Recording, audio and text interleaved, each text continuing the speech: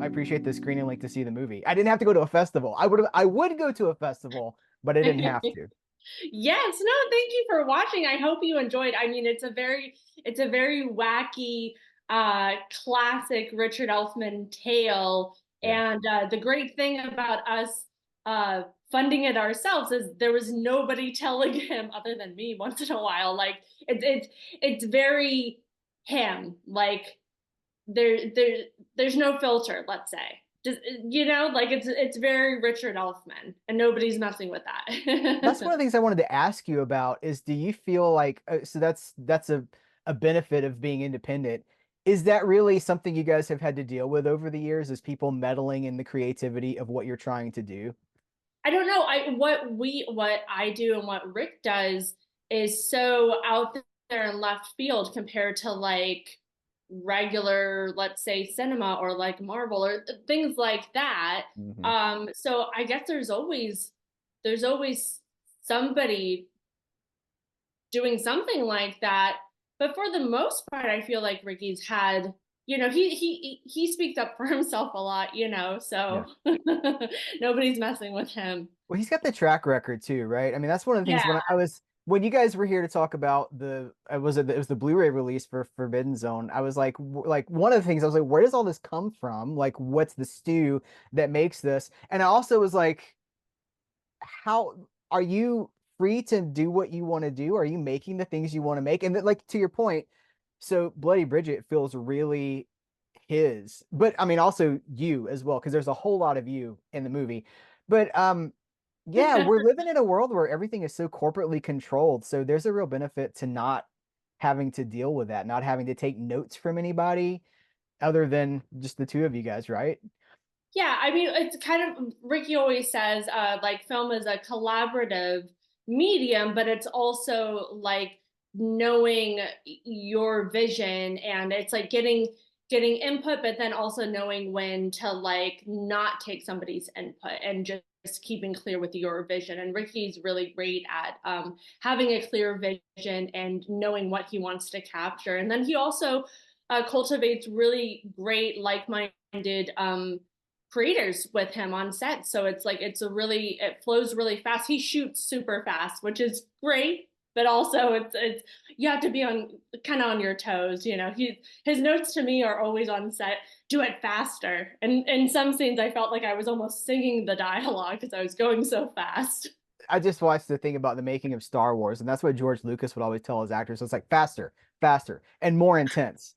And it takes on like he's Richard is so steeped in like old school stuff, right? And so that's a hallmark of that is this like this rapid fire dialogue. Does he do a lot? You said he goes fast, like so not a lot of takes, I guess.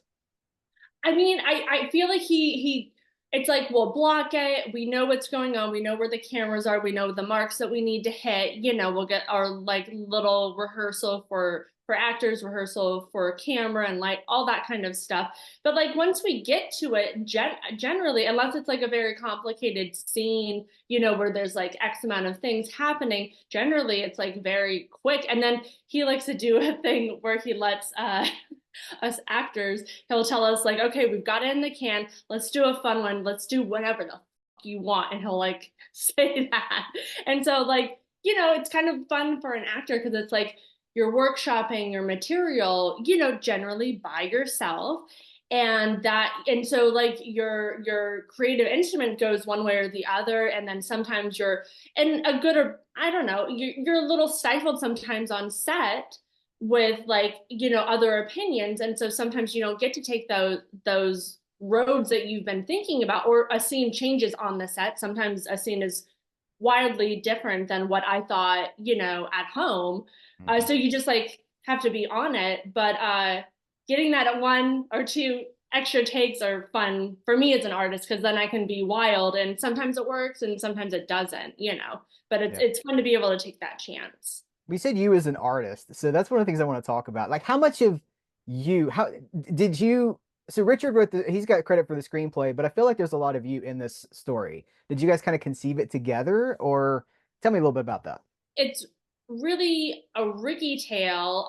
He wrote it during like COVID and the lockdown. So I guess there's a lot of me because there was a lot of me just around all, we were like home all the time with lockdown. So I don't know. He wrote it and he wrote it for me, which is so like a Hmm. love letter. I don't know. That's so romantic to me. Yeah. But yeah, I mean, he sourced it from actual like Haitian voodoo and things, and like Bloody Bridget. Bridget is a Celtic goddess, and just like taking things from like real things that are going on actually. And I don't know. Yeah, I guess he spun it a little bit my way and Well, put it's the got a lot of your dance skills and in it. everything. Yeah, Yeah, so it's good. So the dance, you get to play the cello in the movie. yeah. I mean, it's like a showcase for all of your skills. I mean, you have more skills that I'm sure we don't know about yet, but like it's a showcase, right? Is this the most, I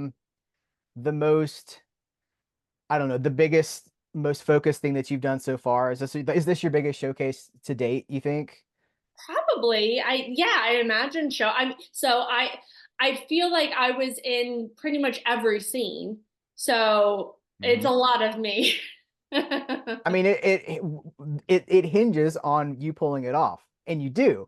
But Oh, thank you. Thank did you. you ever feel any pressure about that? Were you like, this is a lot of like, did Oh you my feel it? God, are you kidding? So much. Well, okay. So one, besides like being my husband, I love him. I'm also very in awe of him as a creator and artist himself. So it's like I actually get very shy in front of him, and I don't like him watching rehearsals. I don't like him watching certain things, and it does get like just because I don't know, I admire him so much as a creator. So it does get a little nerve-wracking to work with him. But I mean, like I get through it, but I don't know. Yeah. I still get butterflies and stuff. Well, in our first interview, he said something to the effect of, I was asking him about, those Elfman boys and their musical ability, and I was like, did you have to work at it? He was like, we kind of just, he was like, it was almost as if we already knew how to play certain things. Like they just picked it up. That's got to be intimidating, I would think. Oh yeah, totally. I mean, to me, it's like they're both like living legends and just so much talent. I can't even fathom. It's like when you think about it, they're both so down to earth, but they've done so many Hmm. insane things. I mean, Forbidden Zone, so many people have been inspired, and a lot of people who are like movers and shakers right now in Hollywood and the cartoon world, they're all like firsthand inspired by Rick, and then like forget about all of the inspirations, and you hear it in other scores. You're like, oh, that sounds like a Danny Elfman score, like it's just like crazy. Like Danny came up with like what you think of like the Batman theme. Like what? I heard that Insane. you can tell me, you can speak to this or not, but I heard that Danny wrote he got a call from John Hughes about Weird Science, and he wrote it on the car ride or something like that. Like it just formed fully in his head. I'm like, what? Oh yeah, well, I think that was the story, the history of The Simpsons. He Oh, was like okay. he took a meeting, and then he just like came up with the Simpsons thing like in his car. And then I think with like yeah, with Batman, I think it was, I forget if it was the first, probably the first one, but I was hearing him in a podcast and talking about like that he kept on go on an airplane, he kept on going into the bathroom, and they were like worried he was doing drugs because he was like taking like a recorder and like humming and trying to Yeah. like deal with the sounds of the airplane. But yeah. Do you want to do more I don't want to use the word like serious movies, but do you know what I mean? Like do you have any, are you like a frustrated dramatic performer that you really want to do like, I want to do Shakespeare. Not at all. Okay. I mean, I will do it if it's a fun project, but my favorite are like horror comedies. That is my favorite place to be, or a comedy. But I would say half of it is because that's where the fun characters are for women to play. Like I get to play generally like somebody who's maybe like a little shy or something like that, and I end up being the killer or a Mhm. demon, and that's so much fun for me. Like I don't want to be just like you know, the girlfriend or the wife or somebody's friend. Like I wanna tear somebody's heart out and have Mhm. fun. That's one of the things that struck me about Bloody Bridget is that there's a lot going on in that movie, not just visually, but thematically. And it's a very empowering, like I read it as very empowering. And I imagine that that was really rewarding to get to play. Oh, completely. I mean, she's the character of Bloody Bridget. She's like been screwed and abused, and it's really nice to be able to like for her to be able to step up and protect herself and like the people around her. And I definitely read it as like an empowering story. I mean, I feel like some people like get a little clouded because we let the bad guys actually be bad, and I don't think like viewers are used to seeing really bad guys anymore. Like everybody's like, oh, you know, like very PC, but it's like I don't know. I think we need to see bad guys to realize that, oh, okay, like I'm happy when they're gone. You know, like Yeah. we with our screenings, they're so everybody is so passionate and vocal at the screenings, like cheering on Bloody Bridget to like kill the bad guy. You know, you don't get that if you don't get to see it. Do you feel like I've talked to several filmmakers just in the last, I don't know, 6 months, and this is a thing that a lot of people are doing now is taking a movie on tour. And is that because, I don't know, streaming has changed the way things are done? Is that because it's a more active way of getting the movie out there, but it's also got to be a little bit exhausting, I would think. It for us, it's a I mean it's a lot of hard work. The film is totally indie. Ricky and I self-financed it completely on our own, so there's nobody else. We don't have any companies or anything. So we're like, you know, festivals are reaching out and we're booking these screenings. And yeah, I mean, it's a lot of work. It's a lot of unseen work dealing with like the venues, getting them the stuff that they need. And then also it's like because we do these live performances, every screening, every venue is different. I'm dealing with different you know, people that work with the venues and with the festivals. I'm dealing with like, do I have lights? What sound do I have? Do I have a dressing room? Do I have to go get changed over by the popcorn machine? You know, like it's very vaudeville, you know, crazy backstage theater kind of stuff. You know, and Yeah. I'm actually lucky if I get to see a stage before I set foot on it to perform, you know. So it's like Really? very wild. How do you plan dance routines if you haven't even seen the stage? Well, I'm a professional Okay. and I'm good with improv.